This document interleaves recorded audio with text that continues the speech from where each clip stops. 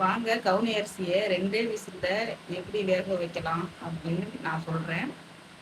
எப்போவுமே கவுனி அரிசி வேக வைக்கணும்னா எப்படியும் 7-8 விசில் போட்டால் தான் வேகும். எப்படி 2 விசிலில் வேக வைக்கலாங்கிறத சொல்கிறேன்.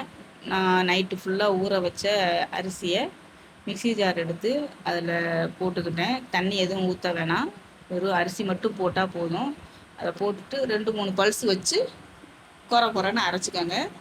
ரொம்ப அரைச்சிடாதீங்க, மாவாயிடும். ஏன்னா அது வந்து ஆல்ரெடி ஊறின அரிசி இல்லையா, மாவாயிடும். அப்புறம் அவிய வைக்க முடியாது. இந்த மாதிரி இருந்தால் போதும். இது குடிக்கிற பக்குவம் நல்லா வந்துடும். இந்த மாதிரி எடுத்து குக்கரில் போட்டு, குக்கரில் ஃபஸ்ட்டு வந்து நெய் ஊற்றிக்கங்க. கீழே நெய்யோ எண்ணெயோ ஏதோ ஒன்று ஊற்றிக்கங்க. ஆனால் குக்கரில் போடும்போது கொஞ்சம் எண்ணெய் பசையோடு இருக்கணும். அப்போ தான் வந்து கீழே அடி பிடிக்காது. அது நீங்கள் கவுனி அரிசியாகவே இருந்தாலுமே அது வந்து அடி பிடிக்க தான் செய்யும். அதனால் கொஞ்சம் நெய் தடவிக்கங்க. அப்படி க்ரீஸ் பண்ணிவிட்டு நீங்கள் போட்டிங்கன்னா அடி பிடிக்காது.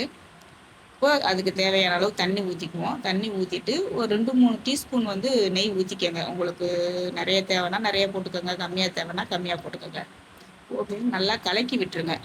நான் 2-3 ஸ்பூன் போட்டிருக்கேன் நெய். அந்த நெய் வாசத்தோடு குடிக்கும்போது நல்லா இருக்கும் இல்லையா, அதனால் நல்லா கலக்கிடுங்க. கலக்கிட்டு அடுப்பில் வச்சுட்டு 2 விசில் தான், ஆஃப் பண்ணிடுங்க. அதுக்கு மேலே வைக்காதீங்க. ஏன்னா தண்ணி கம்மியாக தானே ஊற்றிருப்பீங்க, அடி பிடிச்சிரும். 2 விசில் தான் போதும். இதுக்கு நல்லா கொலைய வெந்துடும். கவுனி அரிசியாக இருக்கும்போது வேக வைக்கிறது வந்து அது கொஞ்சம் எப்படி தான் இருந்தாலும் பாதி பாதியாக தான் இருக்கும் அரிசி.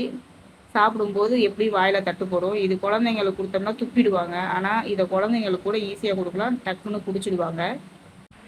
இப்போது ப்ரெஷர் போகட்டும். போனதுக்கப்புறம் குக்கரை திறந்து பாருங்கள், எப்படி வெந்திருக்கு பார்த்தீங்களா. கொஞ்சம் கூட பிடிச்சிருக்காது. நான் சொன்ன மெத்தடில் கீழே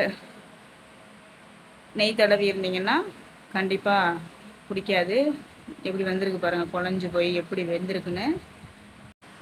இதுக்கப்புறம் இதில் நீங்கள் தண்ணி ஊற்றி சாதா பால் ஊற்றி கூட நீங்கள் குடிக்கலாம், சர்க்கரை போட்டு. நான் தேங்காய் பால் ஊற்றியிருக்கேன். இதில் தேங்காய் பாலோட எக்ஸ்ட்ரா தண்ணி ஊற்றியே சேர்த்துருவேன். நாட்டு சர்க்கரை சேர்த்துருக்கேன். உங்களுக்கு வெல்லம் கருப்பட்டி சேர்க்குறா இருந்தால் கூட சேர்த்துக்கோங்க. அது கூட கொஞ்சம் உப்பும் போட்டுக்கிட்டேன், அப்போ தான் இனிப்பு எடுத்து கொடுக்குண்டு. 3 பேர் குடிக்கிற அளவுக்கு ஒரு அரை மூடி தேங்காய் போதும். நான் அரை மூடி தேங்காய் தான் அரைச்சி பால் எடுத்து தண்ணி சேர்ந்து கலந்தே ஊற்றிக்கிட்டேன். தனியாக தண்ணி ஊற்றாமல் பார்த்துக்கோங்க எப்படி இருக்குன்ட்டு. இதை குடிக்கிறதுக்கு ஈஸியாக இருக்கும். குழந்தைங்களுக்கும் கொடுத்தா ஈஸியாக குடிச்சிடுவாங்க. அரிசியாக வேக வச்சோம்னா அது வாயில் மாட்டும். சில நேரம் அவங்க ஒழுங்காக சாப்பிட மாட்டாங்க. சத்தான கவுனி அரிசி கஞ்சி ரெடி.